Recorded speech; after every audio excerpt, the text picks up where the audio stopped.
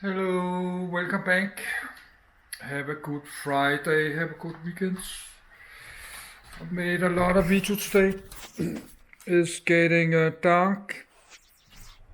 It's 4:30 soon. So I will go to bed and reading and relax and do nothing.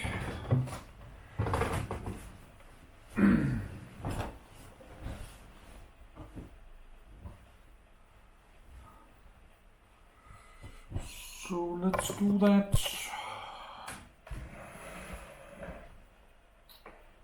That's a lot of stuff I like to read, but I can only read it one by one. So now I read this.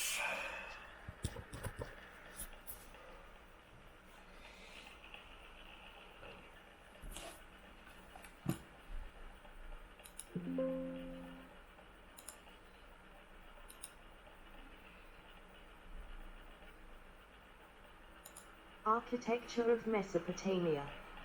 Architecture of Mesopotamian civilization Top, Lamassu from the Gate of Nimrod, Nineveh, approximately 1350 BC, center. The ziggurat of Ur approximately 21st century BC, bottom. Reconstruction of the Ishtar Gate of Babylon, approximately 575 BC in the Pergamon Museum. The architecture of Mesopotamia is ancient architecture of the region of the Tigris-Euphrates river system, also known as Mesopotamia, encompassing several distinct cultures and spanning a period from the 10th millennium BC, when the first permanent structures were built, to the 6th century BC. Among Mesopotamian architectural accomplishments are the development of urban planning, the courtyard house, and ziggurats. Scribes had the role of architects in drafting and managing construction for the government, nobility, or royalty. The study of ancient Mesopotamian architecture is based on available archaeological evidence, pictorial representation of buildings, and texts on building practices. According to Archibald Sayce, the primitive pictographs of the Uruk period era suggest that stone was scarce, but was already cut in tar blocks and seals. Brick was the ordinary building material, and with it cities, forts, temples and houses were constructed. The city was provided with towers and stood on an artificial platform. The house also had a tower-like appearance. It was provided with a door which turned on a hinge, and could be opened with a sort of key. The city gate was on a larger scale and seems to have been double. Demons were feared hard wings like a bird, and the foundation stones or rather bricks of a house were consecrated by certain objects that were deposited under them. 1. Scholarly literature usually concentrates on the architecture of temples, palaces, city walls and gates, and other monumental buildings, but occasionally one finds works on residential architecture as well. 2. Archaeological surface surveys also allowed for the study of urban form in early Mesopotamian cities. Building materials. Sumerian masonry was usually mortarless, although bitumen was sometimes used. Brick styles, which varied greatly over time, are categorized by period. 4. Patson 80-40 15 cm, late Uruk period, 3600-3200 BC. Rinchin 16-16 cm, late Uruk period, 3600-3200 BC.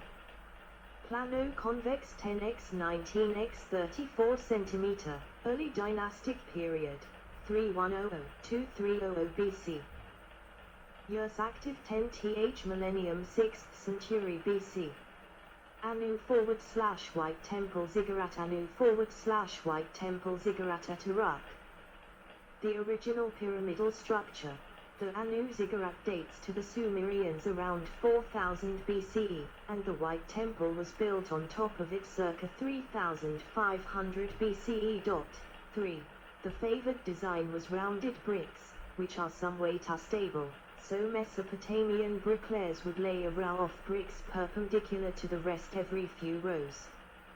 The advantages of plano-convex bricks were the speed of manufacture as well as the irregular surface which held the finishing plaster coat better than a smooth surface from other brick types. Bricks were sun-baked to harden them. These types of bricks are much less durable than oven-baked ones, so buildings eventually deteriorated. They were periodically destroyed, leveled, and rebuilt on the same spot. This planned structural life cycle gradually raised the level of cities, so that they came to be elevated above the surrounding plain. The resulting mounds are known as tells, and are found throughout the ancient Near East. Civic buildings slowed decay by using cones of colored stone, terracotta panels, and clay nails driven into the adobe brick to create a protective sheath that decorated the facade. Specially prized were imported building materials such as cedar from Lebanon, diorite from Arabia, and lapis lazuli from India.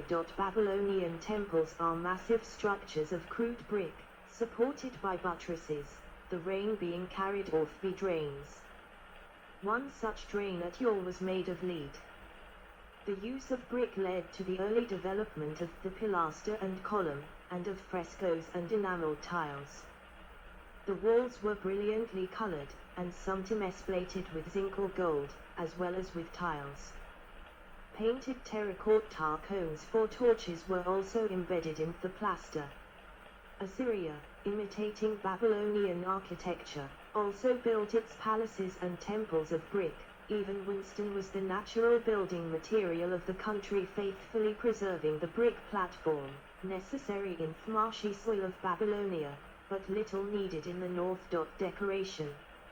As time went on, however, later Assyrian architects began to shake themselves free of Babylonian influence, and to use stone as well as brick. The walls of Assyrian palaces were lined with sculptured and colored slabs of stone, instead of being painted as in Chaldea. 3 stages may be traced in the art of these bas-reliefs. It is vigorous but simple under Ashurnasirpal II, careful and realistic under Sargon II, and refined but wanting in boldness under Ashurbanipal.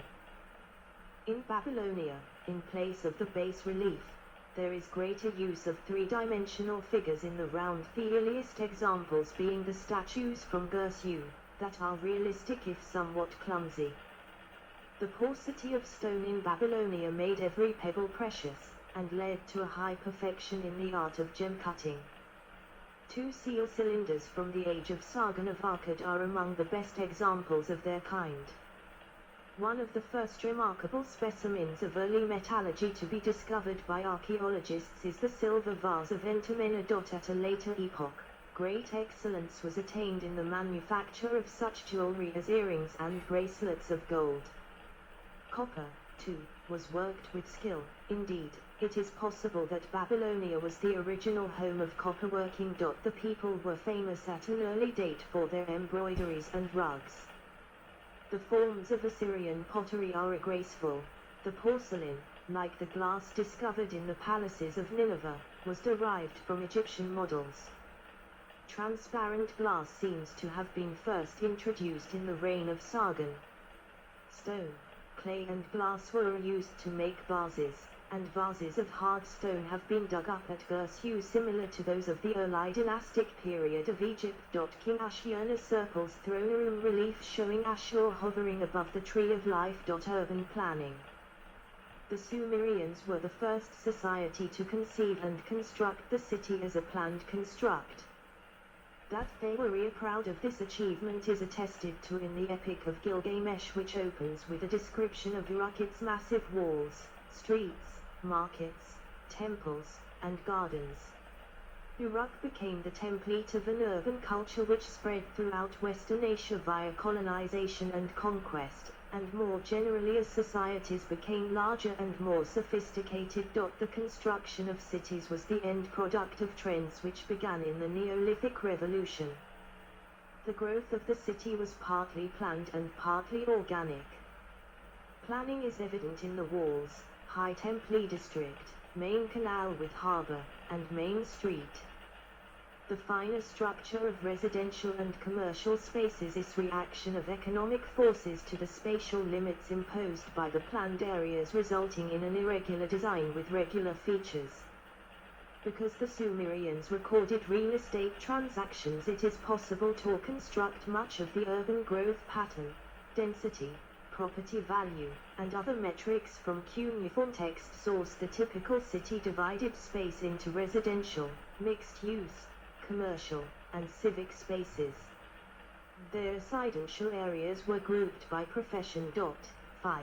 At the core of the city was a high temple complex, always sited slightly off of the geographical center.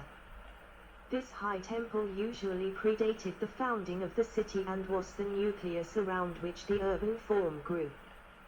The districts adjacent to gates had a special religious and economic function. The city always included a belt of irrigated agricultural land, including small hamlets. A network of roads and canals connected the city to this land.